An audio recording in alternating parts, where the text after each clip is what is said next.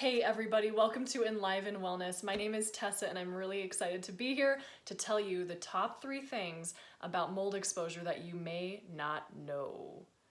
So, pretty cool topic because maybe you've been exposed to mold, or maybe you suspect that you've been exposed to mold. Maybe you've been diagnosed with mold illness or SIRS.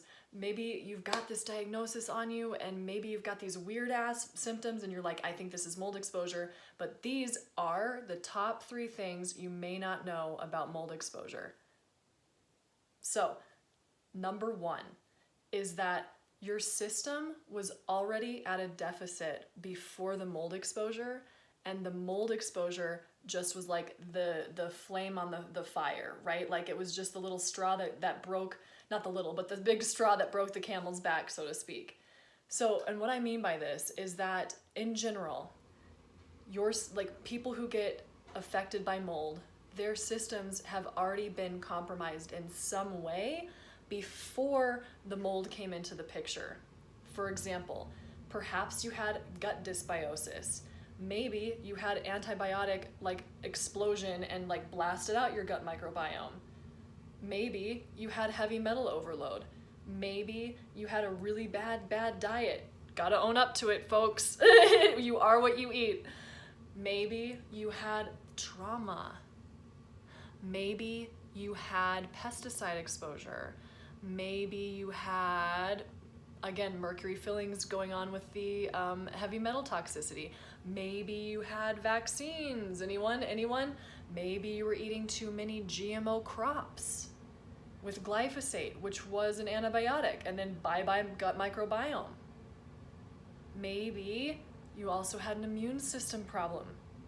You see, the list is huge. There were other things going on with your body first, before the mold came into the picture. Generally speaking, and I'm talking about the great majority of people who get sensitive to mold have already had some kind of issue in their past. Maybe you had allergies growing up as a kid. That's a sign. Maybe you had gut issues your whole life. Maybe you had really bad anxiety. All of these things were indicators that there was something not necessarily, like your system was not totally resilient before the mold. Perhaps you were a marathoner. Maybe you overexercised, anorexia, bulimia, drug use. The list goes on. Again, there were other things going on with you before the mold came into the picture, and then when the mold came in, it was just like, okay, and especially if you had antibiotic use or if your gut was compromised. Why? Because 70 to 80% of your immune system resides in your belly. It's very cool. Our intestines and our gut, it really does all start with gut health. It really, really does. And if you have a compromised gut, then you have a compromised immune system. And that is at the heart and soul of being sensitive to mold exposure. If you have chronic inflammatory response syndrome, because you can be sensitive to mold exposure but not have SIRS. That's a whole other topic on the video for another video, but just know that they're not totally hand in hand. However, your gut literally forms a barrier between your bloodstream and the external world. So every pathogen that comes into your system has to go through your digestive system, and that is where a lot of people have had dysfunction before the mold came into the picture, and that made you extra susceptible. It's just a fact. Every client that I have come to me has had something in their past that caused their bodies to be a little bit more compromised, if not a lot more compromised than others. And then the mold came into the picture, and then gasoline on that fire, folks. So number 1, your system was already at a deficit before the mold came into the picture. And that's not saying that you were weak. That's just saying that there was already some kind of deficit. So that's number 1.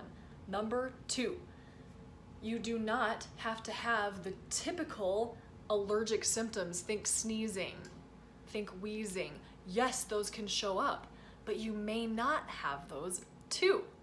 Right? So other things, other symptoms of mold exposure, which I'm sure you've already delved into if you're looking at this video, things like really crippling anxiety, things like joint pain, nerve pain, vision changes, shortness of breath, chronic inflammation, of course, which all the symptoms are linked back to chronic inflammation, tingling, numbness, weight gain, weight loss, an inability to absorb nutrients, anger, depression.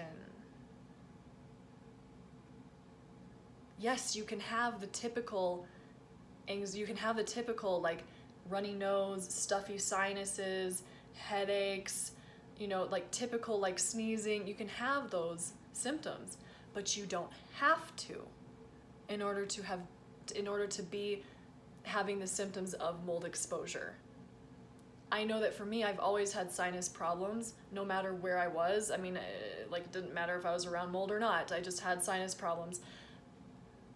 But what I'm saying here is that you don't have to have the typical allergic symptoms in order to be having the symptoms of mold exposure. So that's number 2. Number 3 is that this is my favorite one. Folks, it's not about the mold. It's about the inflammation that the mold causes. Yes, it is about the mold in the way that the mold is causing the inflammation, but it's the inflammation that's the problem, that's caused by the mold. So let me explain.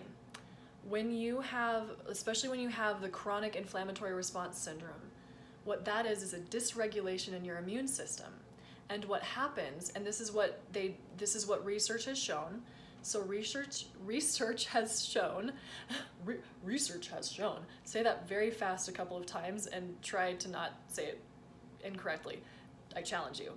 So research has shown that what happens in chronic inflammatory response syndrome is when the people who have the HLA-DR SNP, which it's interesting, this testing is coming into question right now. So I'm just going with the traditional research. This could be coming into question, of course, in different scholarly circles, but for right now, I'm just talking about the traditional research has shown that those who are sensitive or susceptible to mold or biotoxins, our immune systems, specifically our innate immune system, has a hard time mounting an effective defense against the biotoxin, and then this causes a chronic release of inflammatory cytokines, hence the name, chronic inflammatory response syndrome. Our bodies just keep pumping out these inflammatory cytokines, and that's what causes the systemic crazy list of symptoms. That's what traditional research has shown.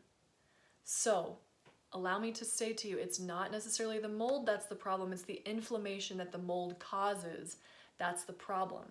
So you have to look at the inflammation, and yes, it's the mold or the biotoxin that has caused the inflammation, but it's not necessarily about the mold, it's about the inflammation that it causes in your system. So you need to address the inflammation. Yes, you need to address Sorry the mold. about that. My phone cut out. You really need to address the inflammation, not necessarily the mold. I'm not saying you don't need to address the mold, but it's more about the inflammation that the mold causes than it is about the mold. It's about the inflammatory cytokines. So I hope that you can kind of wrap your head around that and look at it from a little bit of a different perspective. So I hope this video was helpful. Just a couple things that I think that I wish I would have known when I first heard of this whole mold exposure thing. But if you're interested in how I have been overcoming and recovering from mold exposure and from biotoxin illness and from all the different diagnoses I had, Epstein-Barr, HLA-DR, I have both of the mother genes, MTHFR, parasites, giardia, low stomach acid, you name it. I had the diagnosis. And if you'd like to learn more about how I'm recovering, please reach out and say I'm ready at tgirly7@gmail.com. You can also check out my website, enliven-wellness.com. Check me out on Instagram at enlivened_1. And I'm always going live on Tuesday nights around 8 p.m. Mountain Standard, and I go live often. So make sure you join us, become part of the Enlivened Life, which is all about hope and recovery and that you can get better. And it's possible. And please, don't live in fear and just know that you can get better. I'm living proof. There are others out there who are living proof. And yes, I just hope that this video was helpful. Thank you for being here. Thank you for watching, and thank you for subscribing and liking and commenting and sharing these videos. You guys are amazing. I love you so much. Thanks.